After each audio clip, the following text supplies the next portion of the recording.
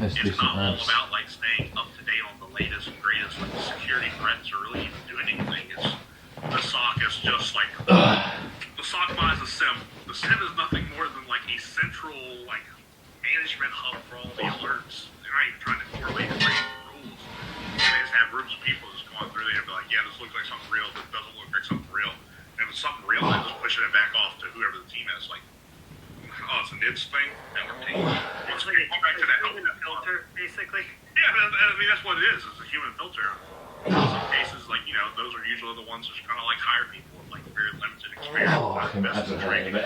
So I mean, there are different types of SOC out there, different types of organizations. I mean, the best way to kind of like figure out, like I said, like the tiered model. Do you give time for play?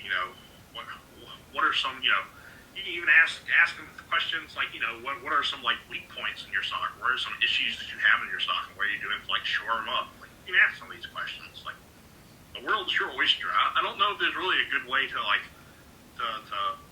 there's a ton of good questions. I don't know if I could give you like enough questions though, because. Can I do a bleach in this? Yeah, I mean, these are all good ones. Plus, I mean, I don't know how many job interviews you've been in.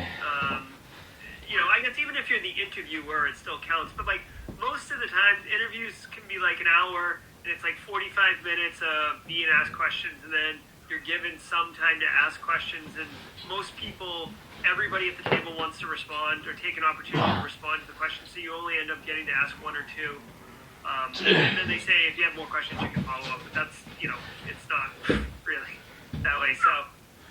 I don't know. It also depends on like the interview style and stuff like that. I know like we try to give at least like 20 or 30 minutes, and the whole thing is like a lot of times when I interview folks, like we might be like right at 5, and I'll ask them like, it's right at 5 o'clock or it's right at like 3 o'clock. And, I want to be respectful of your time, but I try to make sure that I don't have anything going on like 30 minutes after an interview, just because of I want to be respectful. Like I said, it's a two-way street.